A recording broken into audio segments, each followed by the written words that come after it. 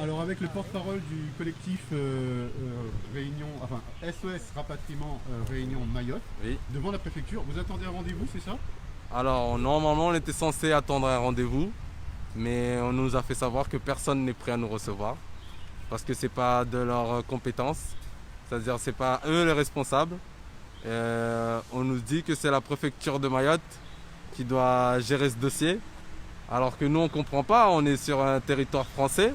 La Réunion, Mayotte, c'est pas si loin que ça.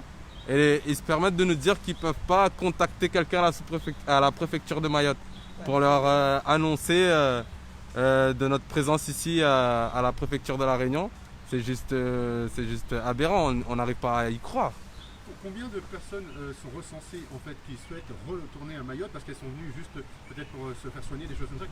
Combien de personnes en fait exactement? Alors on va dire qu'il y a à peu près une cinquantaine de personnes, parce que là je pense qu'avec la diffusion des médias, on va recevoir d'autres ajouts de personnes, mais on est quand même une cinquantaine de personnes, à savoir des femmes, des bébés en bas âge, des personnes âgées, des personnes venues juste pour des soins, ou bien juste pour déposer des clés d'appartement, ou voilà, juste pour voir la famille, pour des raisons familiales.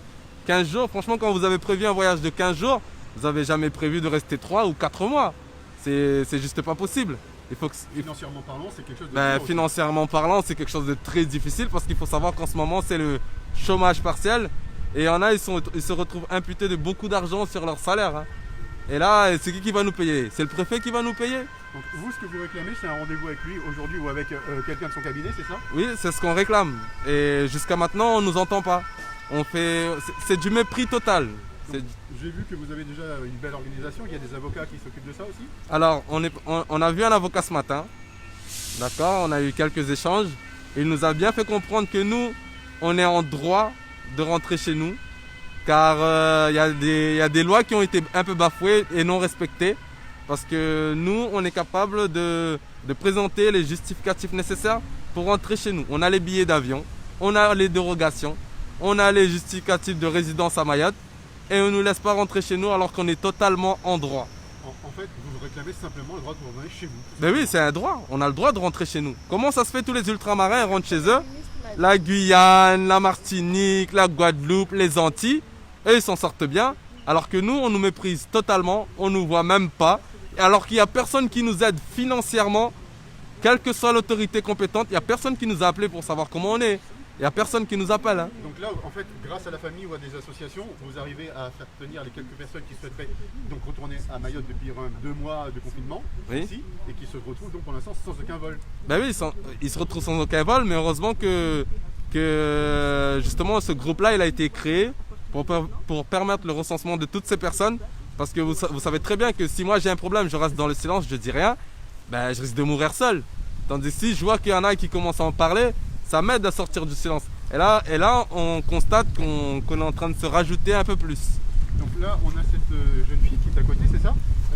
Donc vous, votre mère est malade là-bas, c'est ça? Oui, je l'ai laissée à Mayotte le 18 février dernier pour emmener ma petite fille pour une rééducation visuelle, quelque chose qui n'existe pas à Mayotte. Donc vous êtes venu pour des soins ici? Voilà, je suis venue pour des soins. Et depuis là, quand on a annoncé le confinement, j'ai commencé à essayer d'annuler les rendez-vous médicaux pour la petite pour pouvoir retourner là-bas. Car maman, vu qu'elle a une insuffisance cardiaque phase finale, je lui ai laissé aussi une gamine de 14 ans et la petite de 15 mois.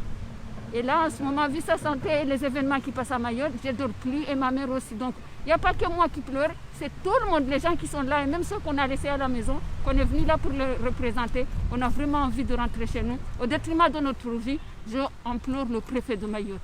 Je fais un SOS au préfet de Mayotte et à Mansour Kamardine qu'il arrête de nous faire voir de toutes les couleurs, mais qu'il nous aide à rentrer chez nous. Merci beaucoup. On va voir aussi cette dame peut-être. Madame? Madame, c'est votre mère qui est à Mayotte et qui est décédée, c'est ça que vous avez dit tout à l'heure? Non, c'est la grand-mère de mon mari. Donc elle est décédée du coronavirus, c'est ça? Elle avait d'autres pathologies aussi, oui. Et vous n'avez pas pu lui rendre visite? Non, je Vous suis êtes pas comme eux, comme le collectif, vous voulez absolument retourner la Je dois voir? absolument retourner, rentrer, ne serait-ce qu'assister à son enterrement. Là, je pourrais même pas rentrer. Elle a été touchée quand à peu près, vous savez? Et donc, donc c'est le coronavirus qui a été, le Covid qui a été détecté, c'est ça? Oui, elle a été détectée. Elle fait partie donc des cas des décès actuellement qu'on recense là-bas. Oui, oui, oui. Et vous n'avez pas des craintes avec la famille là-bas, ce qui se passe là-bas? Bah, bien sûr qu'on a des craintes, on pense qu'à la famille là-bas, c'est pour ça qu'on souhaite rentrer, parce qu'on a laissé la famille, on a laissé des enfants. Donc là, on a laissé des maris, des papas, des mamans qui ont forcément au manque. Donc qu'on a besoin d'eux déjà. Peut-être une réunion avec le préfet ou un de ces... On attend des réponses, oui, parce qu'on ne comprend pas pourquoi on nous octroie le droit de rentrer chez nous alors que ça fait partie des choses qui ont été citées par le Premier ministre, qu'on a le droit, une dérogation, qu'on a le droit de rentrer chez nous. Et nous, on ne vit pas ici, donc je ne comprends pas pourquoi on nous bloque à La Réunion et qu'on ne puisse pas rentrer chez nous. Vous puissiez faire votre deuil en toute tranquillité. En toute tranquillité. Merci beaucoup.